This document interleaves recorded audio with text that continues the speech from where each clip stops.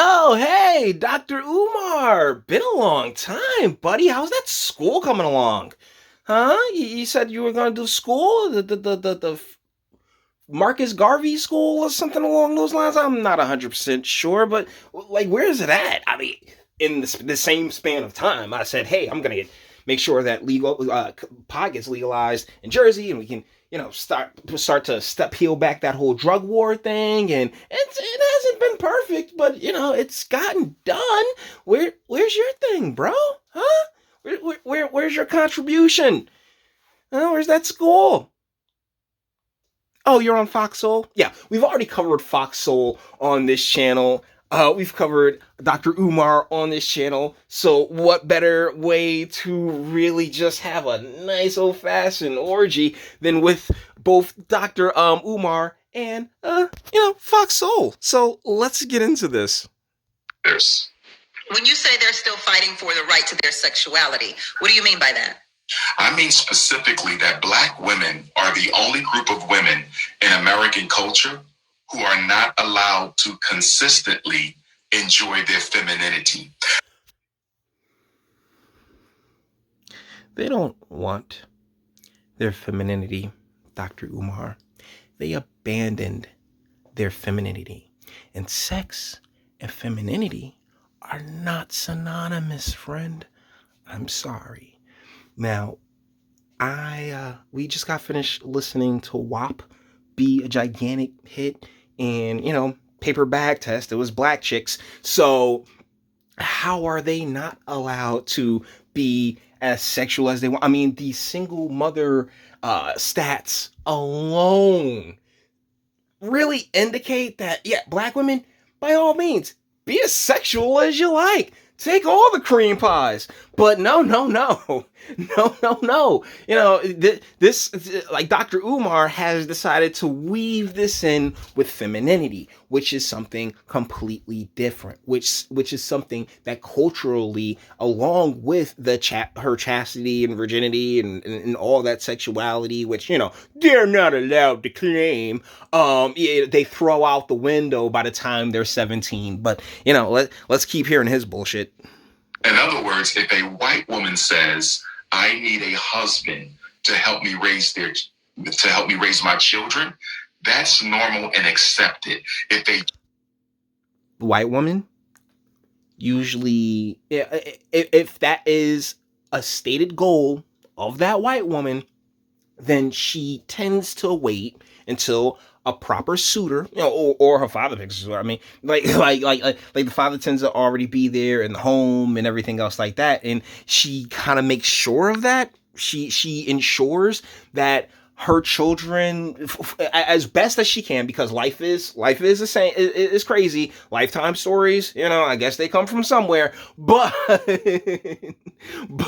they do tend to make sure that marriage the ring comes before the egg gets fertilized. At least, not saying she ain't smashing, just saying she's making sure that the ring comes before getting fertilized. And once again, the idea of, it's okay for a white woman to say that she wants a husband and everything, and it's fine.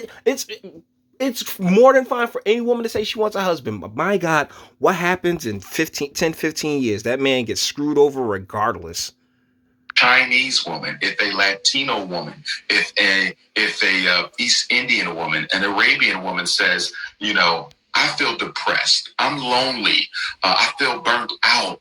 I'm having trouble taking care of my children. It's okay. It's part of being because they have usually have families along there with them, and according to the paper bag test, some of those chicks, some of those skin tones that you just rambled off, they would fall under the lines of a black quote unquote black woman as well. So come on, guy. Woman, but if a black woman says the same thing, she can be chided for doing so. By who? I'm sorry, but what, other black women? Then shit, that means it is a cultural problem.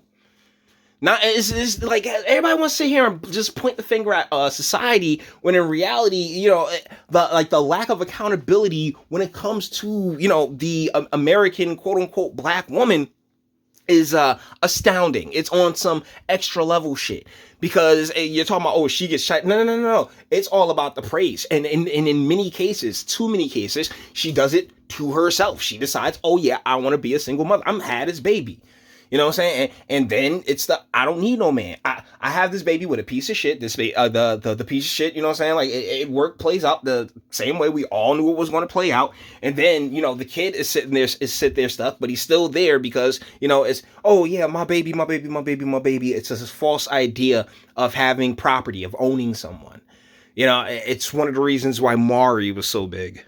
Woman is expected to be strong all the time. She's expected to be invincible all the time, and she literally places those expectations upon herself because of the cultural issue that we have, where like I said, that femininity gets thrown out of the window at 15, 16, 17 when she's popping out that first kid. In a lot of cases, I know it's not just black women, but let's rock with the stereotypes for a second, okay? Let's just rock with the stereotypes for a second.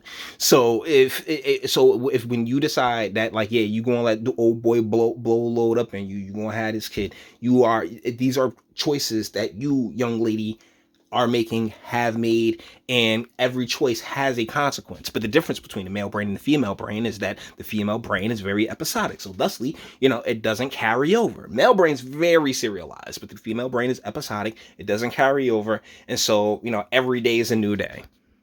Some degree, unfortunately, I think our sisters may go too far into endorsing that narrative to the point where it begins to work against them.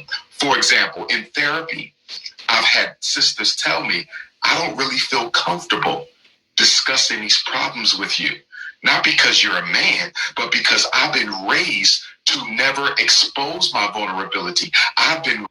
Okay, so here's the thing. Have they been raised never to expose their vulnerability? Because if there's anything that this channel is fucking great at, is having footage of, black chicks completely losing their shit. Being vulnerable, because that's the thing. When you're super emotional and when you're emotional, you're screaming at the top of your lungs and you're just wilding out and fighting in the middle of the street for absolutely no reason. Guess what? Yeah, that is your vulnerability. That is. But that's after, just the environment and the circumstances in which she came up in.